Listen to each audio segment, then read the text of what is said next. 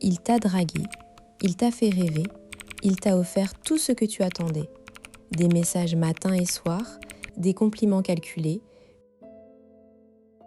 une attention qui te donnait l'impression d'être unique. Puis, sans avertissement, il s'est éteint. Un matin, plus de messages. Ou pire, un message froid, laconique, comme si la flamme n'avait jamais existé. Tu te demandes « Qu'est-ce que j'ai fait de travers ?» La réponse, c'est que tu n'as rien fait. Le problème, c'est lui. Ou plutôt, c'est le mécanisme que je vais te dévoiler dans cette vidéo.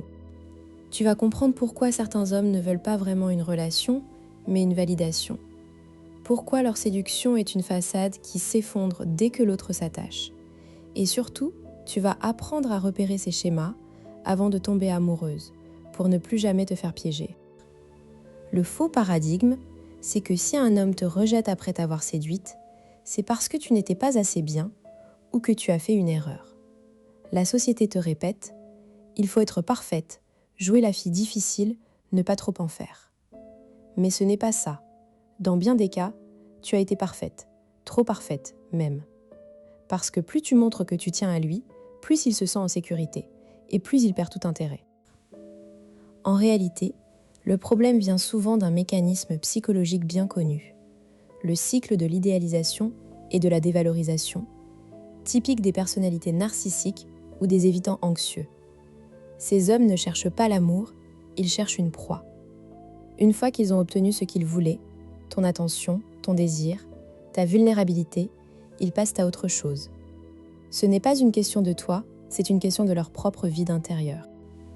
Le mécanisme caché, c'est ce que le psychologue clinique Pincus décrit comme la dynamique narcissique de régulation de l'estime de soi. En gros, le narcissique a besoin de se sentir supérieur pour maintenir une image positive de lui-même.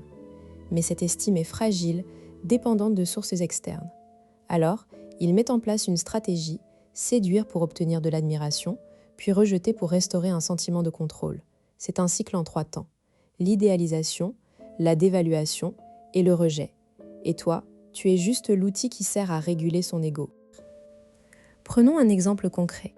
Julie, 32 ans, architecte d'intérieur à Lyon. Elle rencontre Marc dans un bar, 37 ans, consultant en stratégie. Le courant passe immédiatement. Marc est attentionné, drôle, semble confiant. Ils échangent leurs numéros et là commence une valse à 2 temps, des textos toute la journée, des compliments sur son intelligence, son style, sa manière de parler. Il la emmène dans des restaurants qu'elle aime, écoute ses projets professionnels, partage ses propres rêves. Julie se dit « Enfin un homme qui me comprend ». Au bout de 3 semaines, ils deviennent intimes. Marc devient plus distant, mais Julie se dit que c'est normal, qu'il a du travail. Elle redouble d'attention. Elle lui prépare un dîner surprise, lui envoie un long message sur ses sentiments. Et là, le rejet. Marc répond par un message court « J'ai besoin de temps. Je ne suis pas sûre de vouloir une relation sérieuse. » Julie est dévastée. Ce que Julie ne voit pas, c'est que Marc n'a jamais eu l'intention de s'engager. Pour lui, la séduction était une chasse. Le moment où Julie a montré son attachement a été le signal. La conquête est terminée. La prochaine étape, c'est le désintérêt. Marc a besoin de ce cycle pour se sentir puissant. Une fois qu'il a eu la preuve de son pouvoir de séduction, la fille devient inintéressante. Comment reconnaître ce schéma ?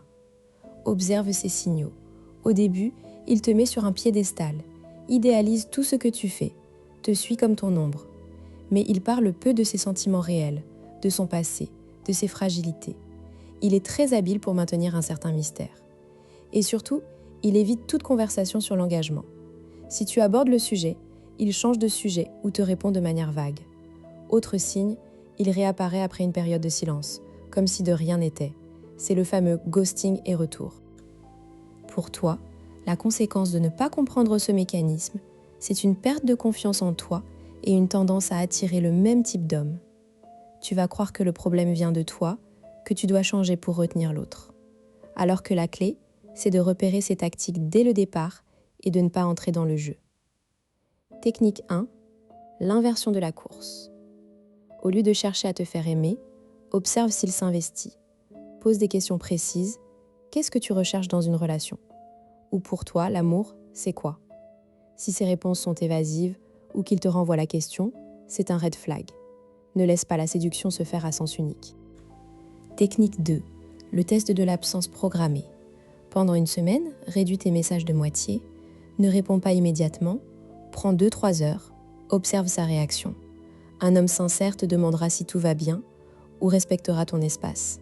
Un manipulateur, lui, va insister, te faire un reproche ou au contraire se retirer complètement pour te forcer à courir. C'est exactement ce qu'il faut démasquer. Technique 3. Le déclencheur de vulnérabilité. Raconte-lui un petit échec personnel, une vulnérabilité contrôlée. Par exemple, j'ai peur de prendre l'avion, c'est bête, ou dans mon travail, j'ai des doutes parfois. Observe sa réaction. Un narcissique va soit minimiser, c'est rien, tu exagères, soit te donner une leçon, tu devrais faire ceci ou cela, ou au contraire ignorer. Un homme authentique te soutiendra ou partagera ses propres peurs. Tu vas me dire, mais si je fais ces tests, je risque de le perdre. C'est vrai, et c'est exactement le but. Si en face, l'homme n'est pas prêt à une relation saine, il vaut mieux le savoir tôt. Tu ne perds pas l'amour de ta vie, tu perds un manipulateur. Autre objection, mais quand il me rejette, je souffre, donc mieux vaut ne pas creuser. Au contraire, anticiper la douleur en identifiant les signes t'évite des mois de souffrance. La vérité fait mal sur le moment, mais le mensonge fait mal bien plus longtemps. Finalement, retiens ceci. Un homme qui t'a séduite puis rejetée ne t'a jamais vraiment choisi. Il t'a utilisé comme miroir pour son ego. Ce n'est pas toi qui l'as rejeté, c'est l'image de lui-même que tu renvoyais. Maintenant que tu connais le mécanisme, tu ne tomberas plus dans ce piège. Abonne-toi pour ne rien rater des prochains épisodes et active la cloche pour être prévenu. Si cette vidéo t'a été utile, like-la et partage-la avec une amie qui en a besoin.